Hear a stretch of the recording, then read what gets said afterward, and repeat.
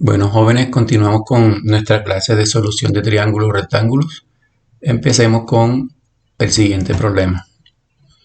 Fíjate que en la gráfica estamos viendo a una persona que está acostada en el piso a 25 metros de un árbol. Aquí está el árbol, ¿verdad? Está a 25 metros de él. Ese árbol tiene una altura h que no conocemos. En la punta de ese árbol está un pájaro. Entonces, la persona cuando está acostada levanta la mirada, ojo, levanta la mirada para ver el pájaro donde está. Cuando lo hace con un ángulo de elevación de 40 grados. De elevación porque está levantando la mirada. Entonces me preguntan es cuál es la distancia o la altura a la que está el pájaro. Entonces, ¿qué conocemos en este problema? Hay un ángulo agudo de 40 grados. Esta horizontal, que es el suelo, hace las veces del cateto adyacente porque está formando el ángulo de 40. Y la altura del árbol h hace las veces del cateto opuesto porque está de frente a 40 grados. Fíjate que la línea vertical del árbol con la línea horizontal del suelo forma un ángulo de 90. Por eso podemos nosotros concluir de que el triángulo es rectángulo. Entonces, como estamos relacionando opuesto con adyacente, podemos utilizar bien sea la tangente o la cotangente. Entonces, decidimos aquí utilizar la tangente porque es una de las razones que están directamente en la calculadora. Entonces, la tangente de 40 grados se define como el opuesto, que es h, sobre el adyacente, que es 25. ¿Qué hacemos aquí? H, como está en el numerador, simplemente para despejarla, ¿qué hacemos? El 25 que está multiplicando, está dividiendo, pasa a multiplicar la tangente de 40. Aquí está. 25 por tangente de 40 se va a hacer h. Calculamos la tangente de 40 grados en la calculadora, que es simplemente decir tangente de 40, le damos igual y nos aparece el valor de 0,83. Luego ese es el valor de h, ¿cómo? Multiplicando 0,83 por 25. Al hacer la multiplicación, 25 por 0,83 me da 20,75 metros. Entonces esa es la altura a la cual está el pajarito posado sobre la copa del árbol. El siguiente problema. Se trata de una persona de 1,83 metros de altura, que como está de pie, está en forma vertical, hace las veces de línea vertical. Está a una distancia de una moneda, a la cual él ve, ojo, como él está de pie y mira hacia abajo, cuando mira la moneda, él baja la mirada, y si baja la mirada estamos hablando del ángulo de depresión. Entonces fíjate, aquí está el observador, línea de observador F, la línea del suelo T, estas dos líneas son paralelas. Entonces cuando él está en la línea F, en la línea de observador normal, y baja la mirada, lo hace con 35 grados para poder mirar la moneda. Entonces la línea visual de la persona es otra línea recta que hace lo siguiente, corta tanto a T como a F, ¿sí te das cuenta? Entonces cuando corta a T y a F se forman estos dos ángulos especiales. Este de 35 y este que llamé beta, esos ángulos cuando están formados por una línea que corta a dos paralelas llamada recta secante, que es K, entonces estos dos ángulos reciben el nombre de alternos internos. Se forman muchos más ángulos, pero nos interesa en este caso estos dos, 35 grados y beta. Esos ángulos se llaman alternos internos y tienen como propiedad que son congruentes, o sea que miden lo mismo. Entonces, el caso es buscar la distancia que debe recorrer la persona para recoger la moneda. Entonces, si te das cuenta, inicialmente 35 está fuera del dibujo, míralo, está fuera del dibujo. Y el dibujo lo forma la persona, la distancia del suelo y la línea visual. Entonces, como estos dos ángulos son congruentes, ya te dije, el 35 ya viene a ser parte de la figura. Aquí está. Entonces, ¿qué conocemos aquí? La altura de la persona que está de frente al ángulo es el opuesto. Lo que vamos a buscar es que es el lado que está formando el ángulo, beta en este caso 35, que es el lado adyacente. Entonces, aquí podemos utilizar bien sea la tangente o la cotangente. Yo en este caso quiero presentarte la cotangente. ¿Por qué? porque nos hace acordar a cuando buscamos en los primeros ejercicios con la secante, que era a través del coseno. Entonces la cotangente se define como adyacente, que es D, sobre opuesto, que es 1,83. Aquí para despejar a D facilito, simplemente este 1,83 que está dividiendo pasa a multiplicar la cotangente de 35 grados. Y nos queda esto, 1,83 por cotangente de 35 grados. Eso va a ser la distancia D. Ahora, ¿cómo buscamos la cotangente de 35? Para buscar la cotangente de 35 grados, como la cotangente es inversa de la tangente, entonces lo primero que hago es buscar tangente. Tangente de 35 grados que me da aproximadamente 0,7. Yo venía trabajando con dos decimales, pero resulta que cuando buscamos la tangente de 35 da 0,7, después da 0 y después otra cantidad de números infinitos. Por eso, como lo que viene después de 7 es un 0, simplemente cojo 7, 0,7. Esa es la tangente de 35. Yo quiero es cotangente de 35. Entonces, como cotangente es inversa de tangente, en la calculadora se encuentra esta teclita llamada x a la menos 1, que te la mencioné en el problema donde utilizamos secante, x a la menos 1. Tú simplemente le das 0,7, hundes la tecla 0, x a la menos 1 y el resultado es 1,42, el que te ofrece la calculadora. Entonces, ese sería la cotangente de 35 grados. ¿Listo? Entonces, ¿qué procedimiento viene ahora? Como ya calculamos la cotangente de 35 grados, que da 1,42, este valor lo reemplazo aquí en la ecuación anterior. Entonces, me quedaría 1,83 por 1,42. Eso va a ser el valor de D, o la distancia que hay entre la persona y la moneda. Al multiplicar 1,83 por 1,42 me da 2,5986 y muchas más cifras decimales. Aquí no cogí 2 sino 4. ¿Por qué cogí 4? Porque me conviene decirles algo. La aproximación la voy a hacer con dos cifras, ¿verdad? Pero si yo aproximo el 9 se aproxima a 0 porque el número que está después de 9 es 8. Y eso es una de las características para aproximar decimales. Si el número que está después de la cifra que yo quiero redondear, si es mayor que 5, se aproxima a la siguiente. Y después de 9 contando vendría el 0. Entonces, si quiero aproximar el 9 a la siguiente cifra sería 0. Igual, como yo quiero son dos cifras decimales, ojo, entonces después del 5 viene el 9. Y como el 9 se aproxima a 0, entonces me quedaría en 2,6. Ojo, ¿por qué? Porque después del 5 viene el 9 y el 9 es mayor que 5. Entonces, en vez de 2,5 digo 2,6. Esa sería la distancia que hay entre la moneda y el hombre. 2,6 metros. Vimos hasta ahora la solución de triángulo-rectángulo, tanto en ejercicios como en problemas. Pero hay otro tipo de triángulos que no son rectángulos, se llaman triángulos oblicuángulos. Estos triángulos oblicuángulos se caracterizan porque tienen dos ángulos agudos y uno obtuso, o pueden ser los tres agudos. La característica principal es que no tienen ningún ángulo recto. Entonces, para resolver este tipo de triángulos, hay dos conceptos que son la ley de seno y la ley de coseno. O ley de seno y ley de coseno, que se conocen también como teorema del seno y teorema del coseno. Estos dos teoremas se basan en un triángulo de la forma ABC. Ojo, este triángulo no es rectángulo. Este triángulo ABC tiene este ángulo A, ¿ves?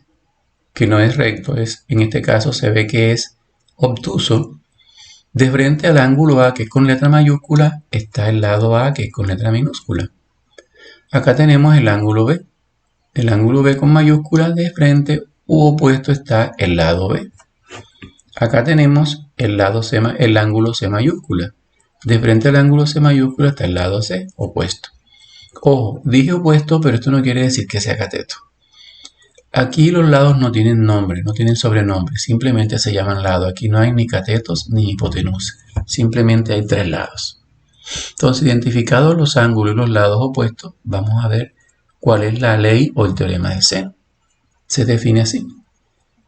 Seno de un ángulo A sobre el lado A va a ser igual al seno del ángulo B sobre el lado B. Va a ser igual al seno del ángulo C sobre el lado C. Fíjate, cada uno con su opuesto. Esta fórmula es pertinente cuando yo voy a buscar un ángulo en un triángulo o dos ángulos. Ahora, si yo quiero buscar es un lado, lo que voy a buscar es un lado, tú puedes invertir cada término en la fórmula. Ojo, pero en todas, no una sola. Entonces también sería lado A sobre el seno de ángulo A igual a lado B sobre el seno del ángulo B o lado C sobre el seno del ángulo C. Cuando tú vayas a resolver un problema, no necesariamente tienes que colocar las tres razones, no. Puedes utilizar dos. Digamos las dos primeras, digamos las dos últimas o digamos la primera con la última.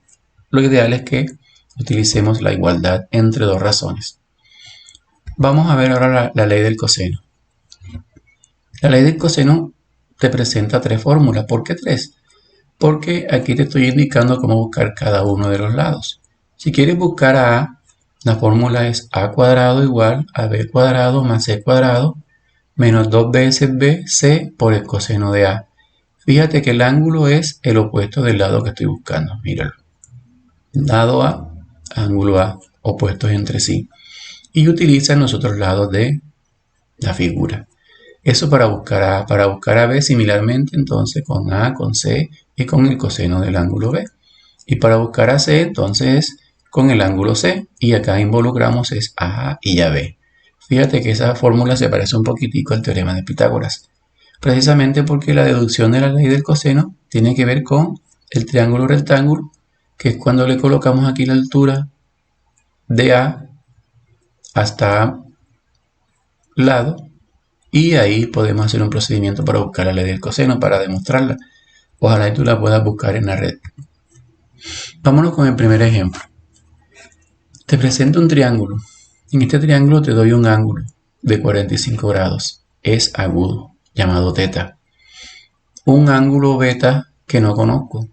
Te doy un lado A de 8 centímetros, un lado B de 7 centímetros y te doy un lado C al cual no te doy ningún valor. Acá está el otro ángulo que tampoco tiene ningún valor. Entonces, lo que me están pidiendo es buscar el ángulo beta, este que está aquí. Entonces, ¿qué teorema puedo utilizar? ¿El del seno o del coseno? Te voy a dar la clave. Cuando tienes tú una figura así como esta, tú puedes hacer lo siguiente, mira. El ángulo beta tiene como opuesto al lado B. Fíjate la línea que estoy trazando aquí con el cursor. Aquí está. Ahora, el ángulo teta, que yo lo conozco, está de frente o tiene como opuesto al lado A, que mide 8. Ojo, aquí trazo otra línea. La línea imaginaria que trazo aquí se cruza con la que trazo acá. O sea que estoy viendo esto, una cruz. Cuando yo trazo una cruz en un triángulo oblicuo ángulo, y si en esa cruz yo conozco tres términos, míralo, 1, 2 y 3, se aplica la ley del seno. Ojo. Pero si tú relacionas a C con este ángulo de acá, no conozco a ninguno de los dos. ¿Ves? Entonces, en cualquier cruz que tú traces aquí, habrá dos o más incógnitas. Por ejemplo, aquí hay dos incógnitas y aquí hay una, serían tres incógnitas. No puedo utilizar el teorema de seno. Entonces, así nos quedaría el teorema del seno para buscar el ángulo beta. Sería seno de 45 grados sobre 8. No vamos a utilizar la medida, la unidad de medida. Igual a seno de beta sobre 7 centímetros, ¿verdad? Que colocamos 7. Aquí tenemos ya, con esto basta para buscar el ángulo beta. Entonces, despejamos a beta. Acuérdate que para despejar a beta aquí hay que utilizar una fórmula llamada arco seno. Pero, ojo, como aquí tenemos seno de beta todavía, primero despejamos seno de beta, no podemos despejar aún a beta. Este 7 que está dividiendo pasa a multiplicar al seno de 45 y me queda 7 por seno de 45 grados sobre 8 igual a seno de beta. Entonces calculo este lado izquierdo. 7 por seno de 45 que me da 0,7. Coloco 0,7 porque después del 7 viene un 0, entonces el 0 no vale nada ahí. sobre 8. Luego seno de beta es 7 por 0,7 que da 4,9. Divido 4,9 entre 8 y eso da 0,61. Te digo algo, cuando yo voy a buscar un ángulo a través del seno, en este caso beta a través del seno, esta división no puede dar más de 1 nunca. Ojo, nunca, ni menos de -1. Eso es algo que debes aprender desde ahora. Aquí lo que tengo que hacer entonces es despejar a beta. Ya vi que cometí un errorcito aquí. Cuando despejo a beta sería arcoseno de 0,61. Arcoseno de 0,61. Yo te coloqué arco coseno. Entonces, ten en cuenta de que aquí no es coseno, sino seno. Entonces, ¿cómo busco eso? En la calculadora simplemente yo digo shift seno de 0,61 y me da un valor casi como este, aproximado a este. Yo lo aproximé a 2 cifras decimales, entonces me queda 37,58 y después de 8 viene una cantidad de cifras que no coloqué. Lo redondeé a 37,58. Eso debe dar en grado. Para expresarlo en grados, minutos y segundos, tú simplemente vas a la calculadora, digitas la tecla grado y te da este valor. Si no te lo da inmediatamente, le dices igual. Le hundes la tecla igual y aquí está. Entonces, el ángulo beta vale 37 grados, 34 minutos, 48 segundos. Yo te invito a que busques este ángulo de acá, puedes llamarlo como tú quieras. Ya lo puedes hallar, ¿por qué? Porque recuerda que la suma de los tres ángulos en un triángulo siempre es 180. Y entre beta y 45 ya hay una cantidad, míralo. Tú puedes sumar beta más 45 y te da un valor. Luego restas 180 con estos dos y te da el valor de aquí. Puedes hacerlo como ejercicio en la casa. El siguiente ejemplo nos muestra la siguiente figura. Tenemos un triángulo en donde hay un ángulo alfa de 47 grados, hay un lado C de 66 centímetros y un lado B de 45 centímetros. El ejercicio te pide que busques el lado A, este que está aquí, el lado A. ¿Ves? Entonces te doy una clave. Mira lo que estás viendo aquí. Esto que estoy mostrando es el ángulo alfa, ¿cierto? Y en ese ángulo alfa tú conoces el valor de alfa y el valor de estos dos lados. Ojo, es como si tuvieras esto. Imagínate que este dedo está mostrando 45. Este dedo muestra 66 y esta abertura que está entre ellos dos es el ángulo alfa que es 47 grados. Te doy la clave. Si yo coloco este dedo acá, se me está formando un triángulo. Entonces, cuando yo formo el triángulo, completándolo con este dedo, tú puedes buscar la longitud de este dedo, que es lo que me piden acá. Y eso siempre puede ser por el teorema del coseno. Entonces, tú aplicas el teorema del coseno cuando conoces esto, o cuando conoces esto. Lado, lado y el ángulo entre ellos. Otra forma de aplicar el teorema del coseno es que tú conozcas los tres lados. ¿Listo? Entonces, teorema del coseno. Como vamos a buscar a A, entonces la fórmula sería A cuadrado igual a B cuadrado más C cuadrado menos 2 por B por C por coseno de alfa, de este que está aquí. Reemplacemos los términos y calculemos enseguida. Entonces, como A está al cuadrado, quiere decir que todo lo que tú hagas de este lado derecho al final tienes que sacarle raíz cuadrada, como en este pasito de aquí. Entonces lo queremos hacer directo, ojo. En vez de A cuadrado coloco A y toda la parte de la derecha la encierro dentro de raíz. Quiere decir que saqué raíz de este lado y me dio A y saco raíz de acá y simplemente voy a calcular reemplazando cada uno de los términos que están aquí que son conocidos. Conozco a B, conozco a C y conozco a alfa, ¿verdad? Mira, B, C y alfa. Reemplazo B que es 45, 45 a la 2, C que es 66, 66 a la 2, menos 2 por B que vale 45, por C que vale 66, por el coseno de alfa que vale 47. Entonces aquí primero elevo esto al cuadrado. 45 al cuadrado que da 2025. 66 al cuadrado que da 4356. Menos y multiplico inmediatamente estos tres de aquí. 2 por 45 por 66 que me da 5940. Por enseguida busco el coseno de 47 que me da 0,68. Ahora, siguiendo la operación, esta suma se hace primero.